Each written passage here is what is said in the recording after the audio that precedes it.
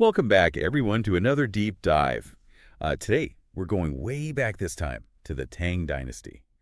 We're going to explore the lives of prostitutes. Ooh, fascinating. And you might be thinking, oh, okay, this is, pretty straightforward. But I guarantee you it's far more complex than you might think. Yeah, I think what's so interesting about the Tang Dynasty is it really reveals a society where the lines between art, talent, and sex work, they were all really blurred together. Really challenges a lot of our modern assumptions. Yeah. And to help us kind of unpack all of this, we're going to try to pronounce it right. Yeah. But it's basically our guide into this world.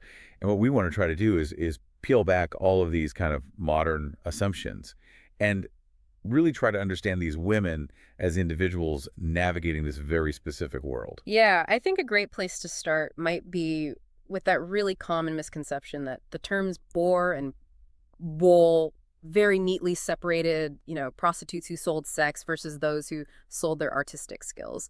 So kind of a body versus art distinction. Right. Did they actually view it that way back then? Well, that's what's so interesting. When you look at our source, it actually shows that these terms were used pretty much interchangeably in a lot of these Tang Dynasty texts. Oh, wow. And even more interestingly, sometimes the character for just skill appears, which suggests that talent was, at least initially, central to the profession. So it almost seems like our very idea that you can separate sex worker from artist, it almost says more off us today and how we view things than it does about how it actually was back then. Right. It makes you think. It really does. It begs the question of why is our modern understanding so rigid? Yeah. And what does that say about us and how we view this topic even today? But before we jump too far ahead into modern day stuff, let's get back to the Tang Dynasty itself. Okay. Basically categorizes prostitutes into three main types: official, private family, and independent. And each one had a very different experience. Okay, so let's start with official prostitutes. What did that entail? So these women were essentially state slaves, Really? designated as such through this special household registration called yueji. Okay. So their lives, their work, even who they served, it was all controlled by the government. Wow. And so imagine being one of the most elite, right? You're serving the emperor himself in the Ikoyi Shafang, which was this special institution dedicated to music, dance, the arts. Wow. So the emperor had his own group of say talented companions. Right. I can only imagine the level of skill required to even get to that position. Absolutely. But even their lives were at the mercy of political and economic forces. So, for example, after the Aleutian Rebellion, the imperial court, they're reeling. They're not able to fully support these women. So what happened to them? Were they just dismissed? Well, not quite. It seems like they probably downsized the Na, and perhaps even more interestingly, it seems like they allowed or at least turned a blind eye to these women finding, other ways to make ends meet, what we might call, engaging in private prostitution. Okay. So it was considered acceptable for officials to be spending time with these women, even though they were technically state property. Yeah. I mean, it's kind of fascinating when you compare it to the later dynasties. Right. The Tang Dynasty was known for its relatively, relaxed social norms, shall we say. In fact, you contrast that with Song Dynasty, where fraternizing with official prostitutes could actually get an official fired. Wow, that's a huge difference. Right. What caused that shift in thinking? Well, the Song Dynasty, you had this growing influence of Confucian morality, which really emphasized stricter social hierarchies, a very clear separation between the elite and commoners. And so that likely played a role in their stricter attitudes. So it sounds like they look back on the Tang era with a little bit of judgment. Maybe even a little bit like, oh, if that happened today, heads would roll. Oh, absolutely. They thought the Tang officials were too lax, the rules were too lenient. So we've got these elite women serving the emperor, and then other official prostitutes, presumably at the, local level, catering to everybody else. It must have been a really complex system. It was. And don't forget, there were also the military prostitutes, the ones who were specifically serving soldiers. Right. They were also a type of official prostitute. But let's shift gears a little bit now and look at that second category, the private family prostitutes. Their stories, they're full of intrigue and sadly, quite a bit of tragedy as well. Yeah, I'm all ears. Yeah. What made their experiences so different? So private family prostitutes, it sounds like they were kind of in a tough spot. What can you tell us about their lives? Well, these women were essentially owned by wealthy families. And sadly, they had very, very little agency. Kind of think of them almost as pawns in this patriarchal game, often used as gifts between powerful men, to strengthen alliances or gain favor. So essentially, they were viewed as valuable objects to be traded rather than human beings. I mean, that's heartbreaking. Yeah, it's a harsh reality, but that was kind of the norm back then. I mean, for example, Liu Yuxi, Okay. he was gifted this beautiful singing girl by a former military governor named Li. And you know what? The story actually gave rise to the idiom "yu," which means to become accustomed to something. That's fascinating. I've never actually thought about where that idiom came from. So how does a gift of a singing girl lead to that idiom? Well, so Liu Yuxi at the time, he was kind of struggling financially, and it's pretty clear he was smitten with this talented woman. He even wrote a poem about her where he kind of contrasts his own captivation with the nonchalant attitude of the wealthy governor who was so used to being, surrounded by beauty. Right. And get this, the governor, being the generous man he was, he just gives the girl to Liu Yuxi. I mean, it's just jarring to think of a human being being given away like that. Even if we kind of factor in the different social norms of the time, it really highlights that power imbalance in that society. Oh, absolutely, absolutely. And speaking of poets and their relationships with singing girls, we can't overlook Bai Juyi. He also kept many singing girls in his household, and his writings about them they can make a modern reader, a little uncomfortable. Yeah, I've read some of his poetry. He seemed to have a rather I don't know, possessive attitude towards the women, wouldn't you say? I think that's a fair assessment. He often wrote about their physical attributes in a way that, really kind of objectified them. Hmm. In one poem, he even boasts about how he replaces his singing girls every few years because they, aged beyond his preference. He definitely, wouldn't be considered a champion for women's rights today. Right.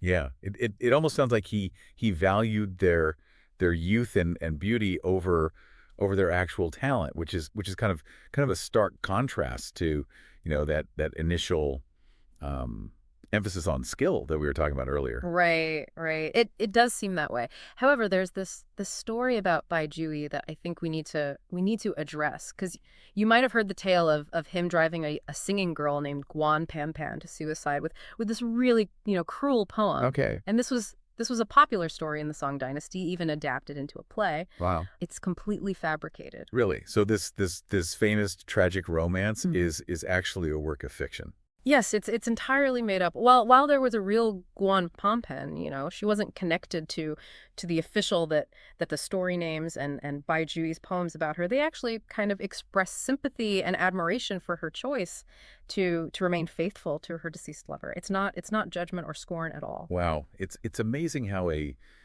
historical myth like that can take hold and become so pervasive. Mm. It seems like the Song Dynasty was maybe more, I don't know, inclined towards moralizing and maybe even, embellishing stories for dramatic effect. Possibly, yeah. Possible that they were kind of projecting their own stricter social norms onto the Tang Dynasty, kind of shaping the narrative to fit their worldview. It's a good reminder that history is often told through the lens of the storyteller. That's an excellent point. So to sum it up, it sounds like the life of a private family prostitute wasn't exactly a desirable one. I mean, they were essentially pawns, very little control over their own destiny. Yeah, that's unfortunately an accurate assessment. Yeah. But let's move on now to our third category, the independent prostitutes, and their experiences may resonate a little more closely with kind of our modern understanding of sex workers. Independent prostitutes. Okay, that sounds like a pretty Yeah. big shift from Yeah. the other two categories. So Mhm. so these women, they chose this profession. They weren't controlled by the state or a wealthy family. Exactly. They Yeah. operated independently. And what's fascinating is they weren't even officially recognized as prostitutes under the law.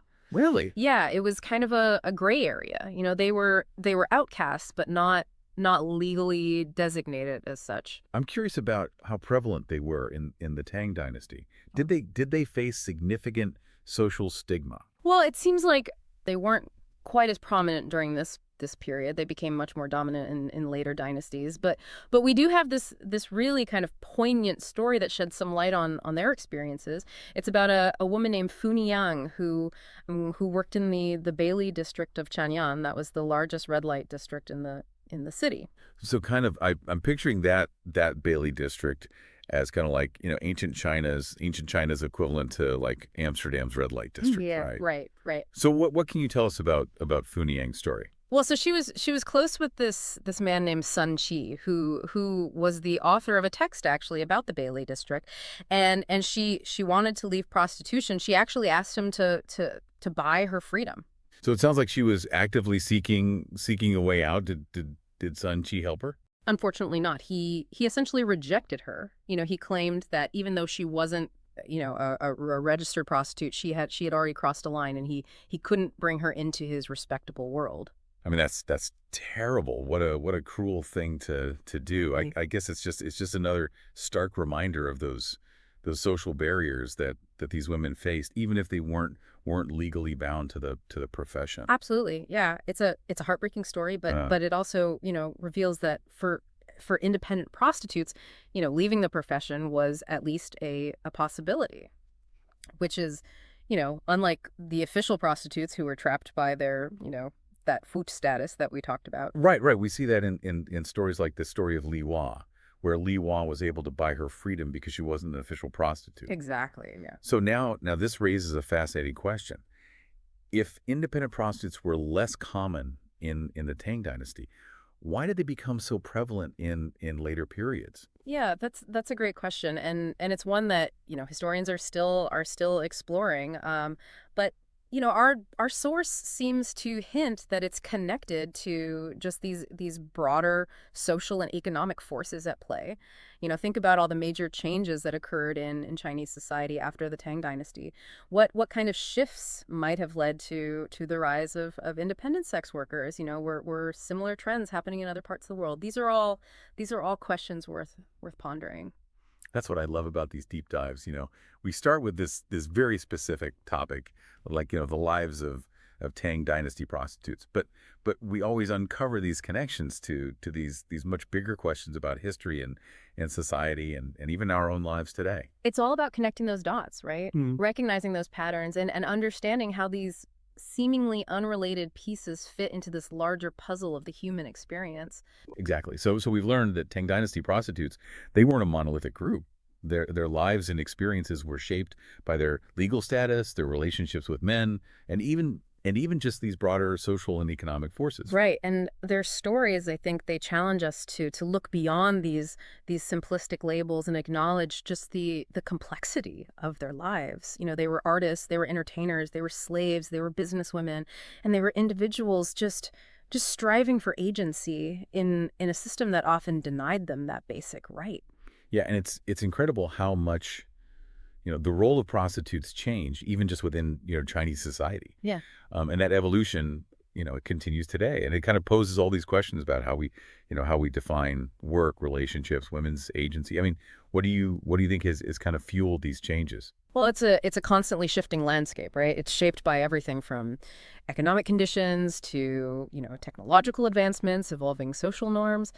And the Tang Dynasty with its unique mix of, official, private, and independent prostitutes, I think it offers this really fascinating glimpse into how these forces played out in a specific time and place. Right. And it really makes you think about how these issues are still so relevant today. Yeah. Earlier we were talking about how those lines between artist and sex worker were so blurry in the Tang Dynasty. I mean, do you think those lines are any clearer today, or are we still grappling with similar questions about women's roles, the commodification of bodies, the very nature of work? These are all really important questions to think about, and Right. I don't have easy answers, but I think it's something to consider as you kind of move through the world, encountering different perspectives and challenging your own assumptions. I mean, that's really what these deep dives are all about, right? Right. Exploring these nuances of history and connecting them to the present. Yeah. Well said. I hope you enjoyed this journey into the lives of Tang Dynasty prostitutes. Their stories are a reminder that history is never simple, and that understanding the past can help us better navigate, all the complexities of the present. Absolutely.